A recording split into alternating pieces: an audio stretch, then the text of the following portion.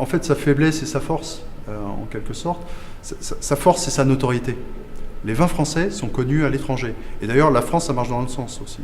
La France, si vous demandez à un Américain ou à un Chinois de lui dire ce qui lui passe par la tête si on lui dit France, il va vous répondre souvent Tour Eiffel, luxe, vin.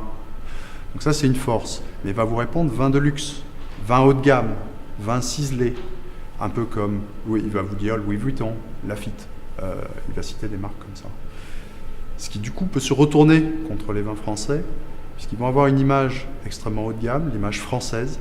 Tout le monde aspire, un Chinois, les Américains aspirent à aller en France, beaucoup, à aller en France au moins une fois dans leur vie, pour leur lune de miel qu'ils n'ont jamais fait, à aller amener leur épouse à Paris. Mais ils vont le faire une fois dans leur vie. Et ça se répercute en quelque sorte sur l'image des vins français, sachant que les vins français sont comme les autres vins.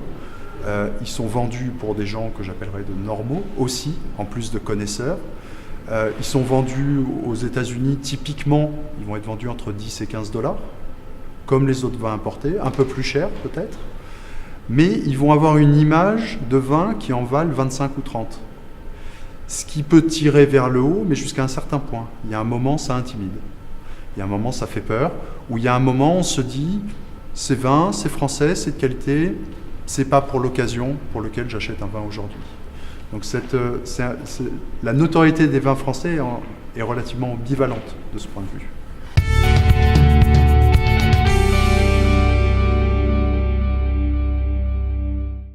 Tout n'est pas illisible dans l'offre française.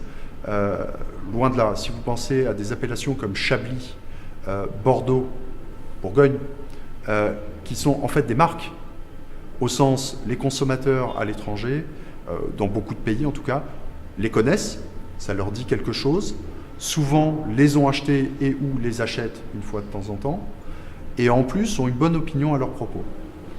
Maintenant, le problème, il est double. Dès qu'on sort de ces appellations, les autres sont très peu connus.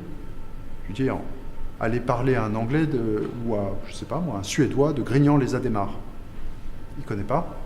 Donc, il y a une première barrière qui est la notoriété, déjà. Et comme on en a beaucoup, la notoriété des vins français tend à s'émietter, finalement, sur pas mal d'appellations. Ça, c'est le premier problème. Mais qui peut être surmonté, parce qu'à la rigueur, on peut dire, je m'appelle Grignan-les-Adhémar, je vends à pas beaucoup de monde, c'est pas grave, je ne produis pas beaucoup et je vends cher. Bon, très bien. Il y a un second problème qui vient se greffer là-dessus, c'est comment, au sein de la même appellation, ou de la même origine française, par exemple Bordeaux, par exemple Bourgogne, par exemple le Languedoc, peu importe, comment différencier, comment expliquer qu'un vin est à 8 $, un autre, un Côtes-du-Rhône, mettons, par exemple, à 8 $, un autre à 12, un autre à 16, un autre à 20 et un autre à 25. Alors, dans d'autres vignobles du Nouveau Monde, par exemple, ça se fait relativement simplement, il y a une marque. Et la marque va être différente suivant le niveau de prix. Ou alors, il y a des indicateurs de qualité que tout le monde comprend. Le type à son cépage, vendu à 8 $, puis sa réserve, vendue à 14 $.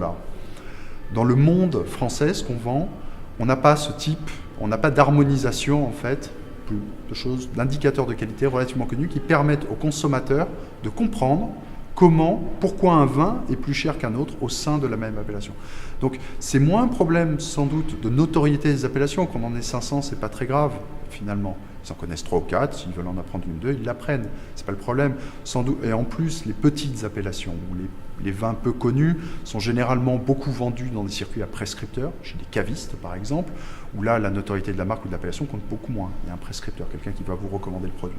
Par contre, dans des circuits de libre service, le problème se pose sans doute plus au niveau intra-appellation, c'est-à-dire comment est-ce qu'on navigue dans l'appellation. Est-ce qu'il y a différents styles de vin? Est-ce qu'il y a différentes gammes de prix? Pourquoi? Comment expliquer ça? Il y a des tentatives, il y a des choses qui sont faites. Je parlais notamment des vins de Bourgogne qui, sur leur site, ont cette hiérarchie régionale, village, premier cru, grand cru. J'espère ne pas m'être trompé. Donc, alors, est-ce que c'est compris par des consommateurs étrangers? Est-ce qu'ils le savent, surtout? Sans doute pas dans de nombreux cas, mais au moins, c'est un système, c'est une ébauche de système.